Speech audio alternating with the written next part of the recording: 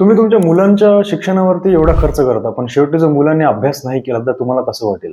आपण आपल्या गाडीमध्ये एवढं एक्सपेन्सिव्ह फ्युएल टाकतो आणि गाडीला जर आपण सर्व्हिसिंग आणि मेंटेनन्स नाही केलं तर गाडी लवकर खराब होणार, राईट?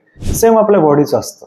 तुम्ही डायबिटीजच्या गोळ्या घेताय आणि इकडे तुम्ही शुगरी फूड खाताय, लाईफस्टाईल तुमची चुकीची आहे, कसं चालेल? तुम्ही फ्राईड फूड खाताय, तुम्ही खूप जास्त ऑइली मसाल्यावाल्या गोष्टी खाताय आणि कोलेस्ट्रॉलची गोळी खाताय, कसं चालेल? तुम्ही बीपीच्या गोळ्या खाताय, तुम्ही वर्कआउट करत नाहीये, तुम्ही प्रॉपर एक रुटीन फॉलो करत नाही, प्रोसेस्ड फूड खातोय. लॉजिक कुठे आहे? मेडिसिन्स खाणे फक्त तुमचं रूट कॉज फिक्स नाही करू शकत, हे फक्त सिम्पटम आपलं ठीक करत आहे.